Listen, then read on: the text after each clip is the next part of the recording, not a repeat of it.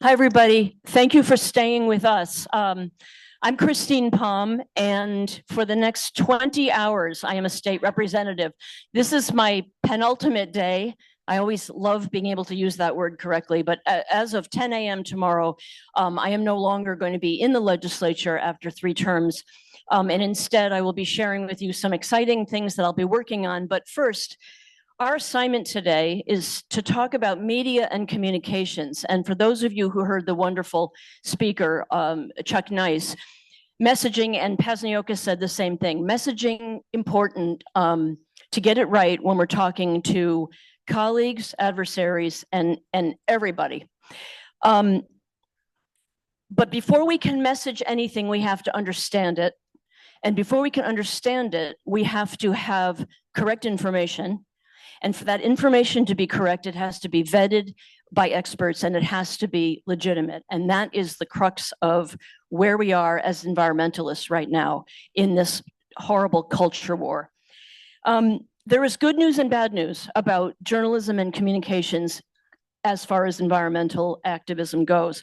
The good news is that interest in it has risen 300%, according to mainstream media like the New York Times, like the Wall Street Journal, the Washington Post. They are getting 300% more interest. Does that mean subscriptions? Not necessarily. Does it mean inquiries? And those inquiries might also be coming from the naysayers. They might be paying closer attention to what the media is saying about the climate crisis. But at least there's a debate going on. A couple of, childhood friends of mine actually run a thing called Inside Climate News, a very wonderful national syndicated news outlet. And they report that the number of environmental journalists is on the rise. Also wonderful news. I think the situation here in Connecticut is more dire. Having served for 6 years in the legislature, I can tell you that there are wonderful, dedicated environmentally accurate reporters. Their job is not to be advocates one way or the other, but it is their job to ask the right questions and to report accurately. And we do have professional, albeit dwindling, numbers. At the same time, we also have the rise of journalism, in quotes, sponsored by fossil fuel funded organizations. The Yankee Institute has launched its own, quote, investigative journalism outlet. Okay, they say it is formed to, quote, offer interesting and educational news, investigations, and opinion to root out corruption and to improve Connecticut.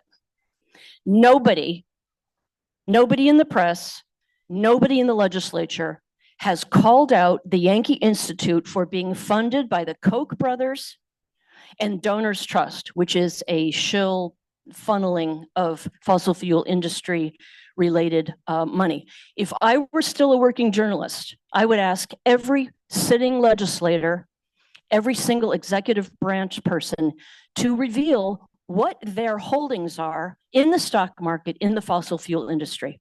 Because there's an old there's an old saying in journalism, follow the money, right? We saw that in the Watergate hearings. I believe that a lot of climate denial is climate pretense based on protecting monetary donations and stock options. The other thing that's happening is the Heartland Institute. Heartland Institute, again, a fossil fuel industry shill, which, and this is kind of chilling to me, prints still a monthly physical newspaper, and it puts it in the mailbox of every sitting legislator at the Capitol. We get monthly the Heartland Institute news in our mailbox. The naysayers in the House, which I'm the most familiar with because I was a member of the House, will quote from the Heartland Institute during debates. They will say climate change is real, or the is a hoax, or the science isn't settled, and according to the Heartland Institute, blah, blah, blah. We do not get to say that's horseshit. That's untrue. That is a shill organization that you should not be quoting. That is against the parliamentary rules under which people like me have to live. But the fact is that the journalism gets delivered to the inboxes in a physical form. The Connecticut Mirror doesn't have a physical form that is being delivered to our inboxes. Jen Ellen Spiegel is a full-time environment reporter. She does a great job. We don't all hear from her. We aren't forced to read her. That stuff is put in the mailbox of the legislature. So, and in case you doubt the pernicious effect of the Heartland Institute, this is just a sample of headlines from the New York Times about them. Activists say Heartland changes climate papers obtained by deceit. Skeptics at Heartland dispute climate worries, sowing climate doubt among school teachers. The Heartland Institute has published a book, and they are sending it to, I want to make sure I'm accurate here, 200,000 science teachers across the country, grades K through 12. These are people funded by the fossil fuel industry determining the curricula in our public schools. Contrast that to the fact that it took me 4 years of working really hard with my wonderful colleagues to pass a bill to require the teaching of climate change in the public school system. And I want to give a shout out at this point to a young woman sitting over there, Senna Wazer. Senna, raise your hand, who was 15. And I was a new legislator and she was a new college kid, and she came up to me and said, "How can I help you on your bill?" And those are the magic words. How can I help? And I will be forever indebted to her for her bravery and her tenacity. Okay, so we get, I guess what's upsetting to me is not just the fact that this fossil fuel shill is allowed to put this newspaper in the mailboxes of every single legislator. It's also digested in the Capitol Watch, which is a very good aggregate thing that everybody at the Capitol reads. Everybody in politics reads it. It is being treated like a legitimate news source. And, you know, until we really are honest about who's paying them, I think we need to take what they say with a big grain of salt. They're the ones who called, the Yankee Institute is the ones who called the bill that I was working on the green monster. Okay, so that leads us to the next thing, which I want to talk about, and I want to take questions if you have them. Young people. Most of the people in this room are of a certain age. We are screwing our young people out of their future. And I have become, in 6 years, livid by how little my colleagues have listened to the voices of young people. When they come to testify on bills, everybody gets all sparkly and twinkly-eyed. Oh, we love the Boy Scouts. We love the cute kids from my district, blah, blah, blah. And then they vote against the interest of those self-same people. So you see up here on the stage with me, Brett Hurley over here, Venetia Nikondola. They are young people who served as my interns in the legislature last year, 2 years ago and last year. They are working with me now. They're both still students in graduate school and in environmental science. And they are so concerned about the environment that they are working with me to help activate the voices of young people, because I am tired of hearing from the powers that be at the Capitol that young people don't care, young people don't show up. They're in school.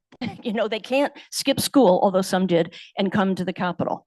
And when they do come, do you listen to what they're saying, or do you beat them up? Because there is a phenomenon where some of the legislators get very, very testy and disrespectful of young people and old people while we're at it. Here's what's interesting, though. Gen Z, and for those of you who don't know, that's people who are roughly between the ages of 18 and 24, the generation under the millennials. They voted in greater numbers the first year in which they were eligible to vote than any other generation. As a baby boomer, you know, we like to think that we were such great activists. Gen Z voted 10% more likely their first year that they were eligible than we did in the 70s. So that's the good news. The bad news is that because of the absolute lack of governmental action, federally and locally, their voting fell off 10% between the Joe Biden election and this recent one. And That's partly because when Kamala Harris was asked what to do about the climate environment, do you all remember her answer? We have to protect fracking. We lost so many young votes because of that answer. Our job as environmentalists, as activists, as teachers, as legislators, as boomers, as adults, as people who have any kind of a platform, bring those kids back, teach them they must not drop out, they must vote, they must be heard. So to that end, these fine young people, you want to hand that stuff out? With the help of Brett and Venetia, I have created this thing called the Active Voice, which is an LLC to do exactly that, to motivate the voices of young environmentalists so that they can understand how government works, because we in government do a terrible job explaining ourselves. We have to demystify government for them. And we have to invite them into the conversations in a very real way. And Brett and Venetia worked very hard on 5004, whom Pazniokis and others have made reference to. Their expertise in the science field is far greater than mine. We combined forces, and we're going to continue to work to teach young kids how important their voice is. And I hope you will all partner with us when we get that off the ground. Let me ask them real briefly to say a quick hello, and then we'll take questions. Lori, if you're here, I've lost track of time. So tell me if I need to be quiet. Okay, V, why don't you just come up, quick hi. Hello, everyone. I don't think anyone knows me really, but I am with Rep. Christine Palm, and my name is Venetia Nakandala. Like Rep. Palm mentioned, young people do know about climate change, but they can't do anything. I'm a mother of two, to be honest. I'm not a Gen Z, I'm a millennial, but I stood out. I joined Active Voice when Rep. Palm asked me, because I have a 4-year-old and a 7-year-old, and a bump, if some of you may have noticed. And, sometimes I wonder, in 10 years' time, whether my little girls will have clean air, whether they'll, be able to have clean water. All of this run through a mother's head, and I'm one of those mothers. And I thought, why not, educate them with Active Voice, where we teach them how to advocate for climate, advocate for themselves, and talk on behalf of what is essential, what is necessary, and what we need to do for our sustainable future. Thank you. Brett. Hi, everyone. My name is Brett Hurley. I am a longtime Connecticut resident. I graduated from UConn. I'm currently a UConn law student. I was fortunate enough to work with Rep. Christine Palm over the past 2 years, and I'm very excited to work with her on the Active Voice project, just getting young people really involved with climate change, especially on the state level. Most of our civics education is really focused on how the federal government works. And although our states mirror that process, Connecticut is very unique in the way that bills are passed and the way our committees are formulated. And there's a sense of disillusion around young people that they don't really have a voice to impact the systems around them. And we really want to work to give those young people the voice to learn about how the state legislature works and to learn how to impact it through their activism and writing. And very excited to work on this project, and we hope that you'll support us. And we have more flyers coming around if you did not happen to get one. So thank you. I'm so pleased that so many of you wanted the handout. Thank you. We have a few more, and it's also on the website. So do we have questions?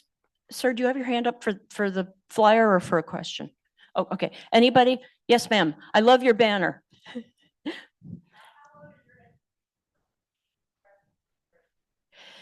I'm sorry to say this is a high-level internship program for juniors and seniors in high school and freshmen and sophomores in college, but I would love to come and talk to those kids anytime. So thank you for the work that you do, but this is more of older young people who have cars and can be mobile, etc. But I would love to help out. Yes, hi.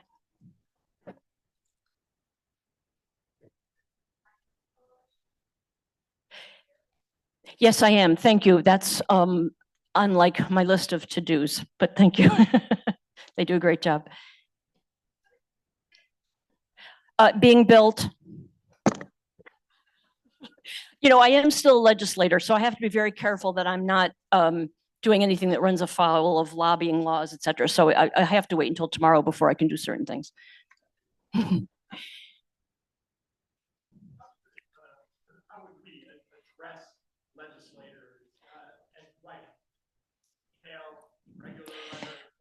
Thank you so much for that question. That is so important. I hope you all know who your own state representative and senator are. If you don't, there's an easy way to find out. And if you can't figure it out, I will leave my card here and I will be happy to show you.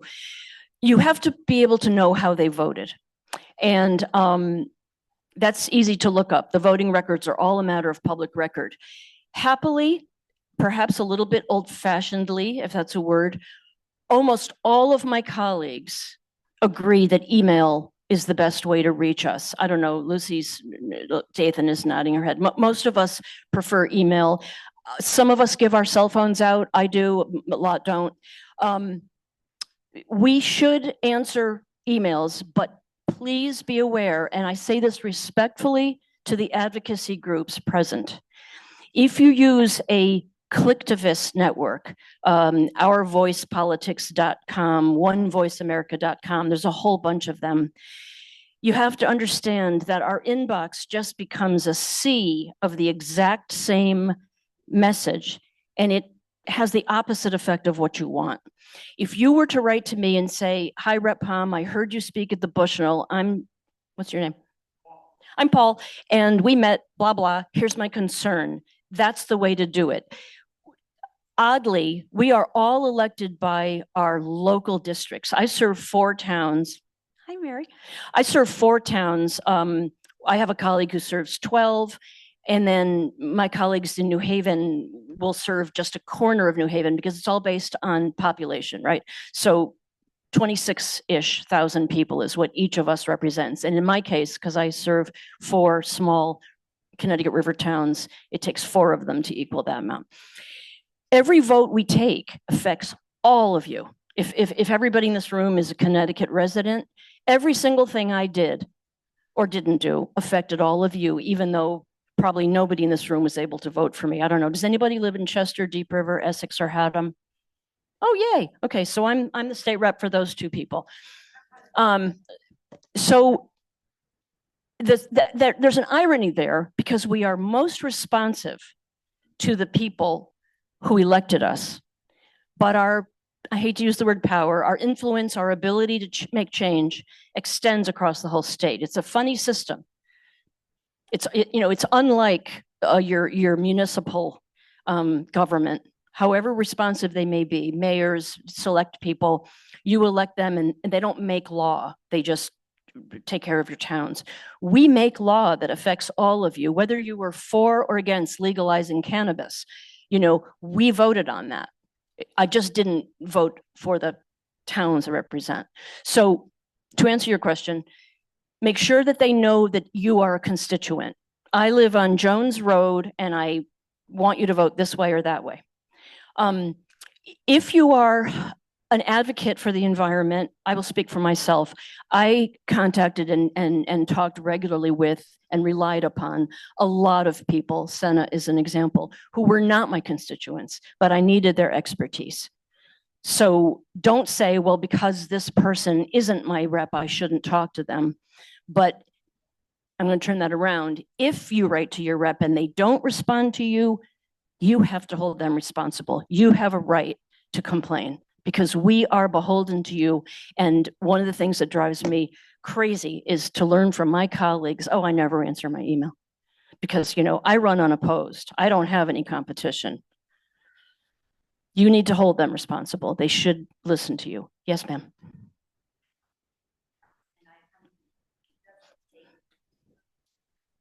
Oh, my favorite question. Take a guess. How many emails does it take from constituents, let's say, before a legislator says, ooh, this is a thing. This is a trend. Just shout it out. Guess. You already know the answer. I'm not going to call on you. Oh, you guys are too smart. I thought you were going to say 300. 7. The answer is 7. The average state legislator starts to go, wow, this is the 6th or 7th or 8th email I've gotten. I mean, that's nothing. Out of 26,000 people, 7 people wrote and said, I'm upset about rodenticides. Wow. But that's all it takes. So yeah, please don't think, again, that's what I love about state government. It's so accessible. We have a wonderful federal delegation.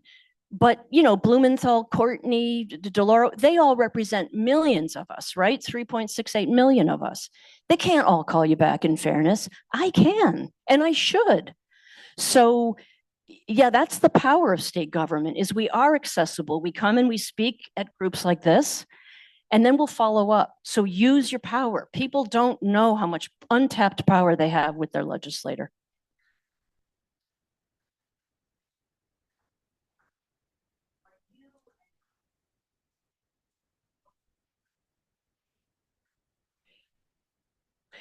Yes, yes. So there are basically 2 online papers. The Connecticut Mirror is one, and the Connecticut News Junkie is the other. And I should have mentioned that the Active Voice is going to be partnering with the Connecticut News Junkie to create a youth environment beat. And they are going to be publishing the works of young journalists in the environment sphere. But yes, the aggregate that I mentioned, the Capitol Watch, it scoops up all the interesting political news from around the state, pretty much. But in terms of local press, that's another powerful voice you have, because your state rep and your state senator will read the local press, if there is such a thing anymore in your town. Yeah. It's okay, go ahead. Yes, another great question. Thank you. We all have what we call a CEC. I forget what that stands for, something outreach. What does it stand for? Community Engagement Coordinator. Thank you. Our legislative aides. And it is their job to read our email and screen things and call things to our attention. How do you find out who that person is? That's not on the website, right? Okay. I'm looking at my colleagues. Well, okay, so the formula in Connecticut is the same for everybody. It's the first name dot last name at CGA, as in Connecticut General Assembly.gov. So Christine.Palm at CGA, Lucy.Dathan at CGA.ct.gov. And you can write and say, I'm your constituent, who's your aide, how do I, get to know you better? And honest to Pete, if that person doesn't write back, write again and say, hey, I voted for you, I expect you to respond, or I didn't vote for you, and here's why, because you don't respond. Either answer, perfect. Sorry, this gentleman had his hand up.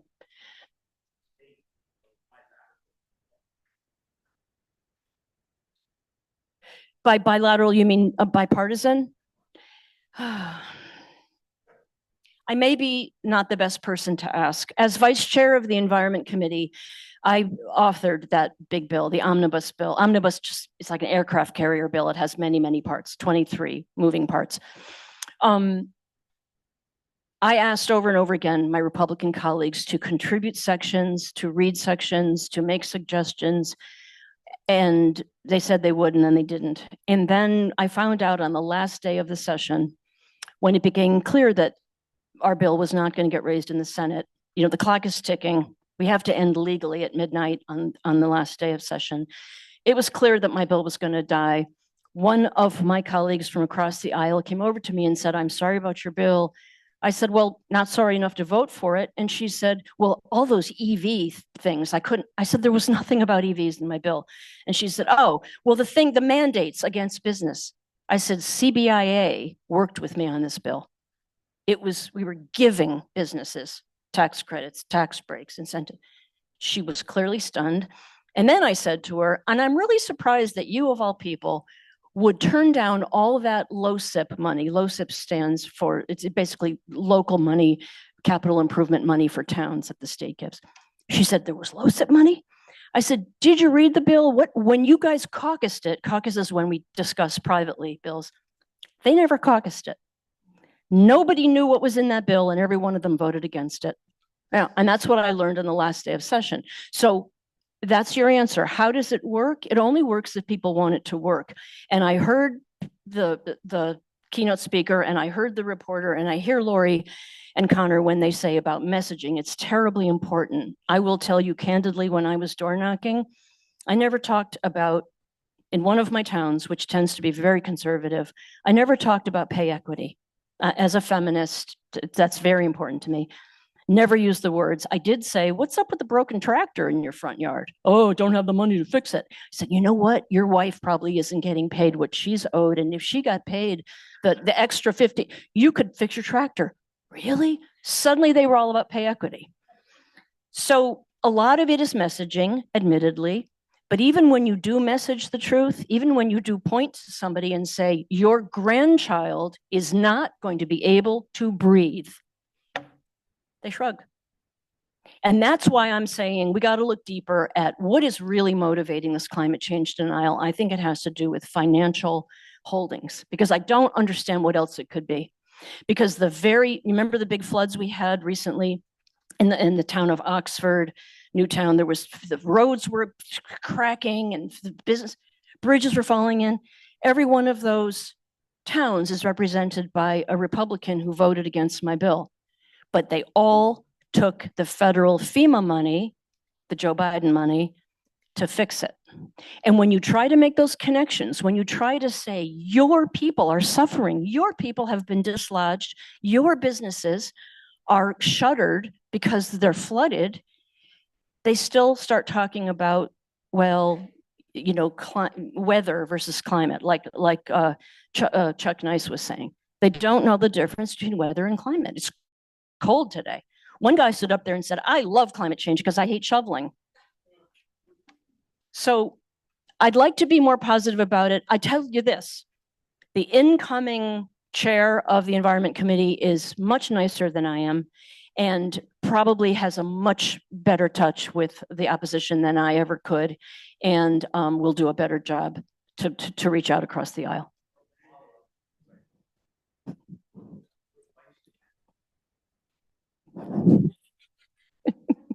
Publicly or privately? No. My advice to him, perfect timing. Did you know, were your ears ringing? Everybody, this is my esteemed colleague and wonderful friend, John Michael Parker, and he is the new chair of the Environment Committee, and it is his dubious job to get our bill across the finish line. I just said how much nicer you are and better at this than I am. And this gentleman is asking, what's my advice to you? My advice to him was to make sure that in screening, which is when the chairs and the vice chairs and the ranking, which is the Republican, when you talk about a bill, that's when you need to say, I'm asking you to please work with me. Please, I'm begging you. Don't tell me, or don't tell the press, or don't tell the public in 2 months that you weren't at the table. This is the table. You're here. I'm asking you now. I wasn't forceful enough doing that. That was my big regret. I just assumed they really would because I asked them to.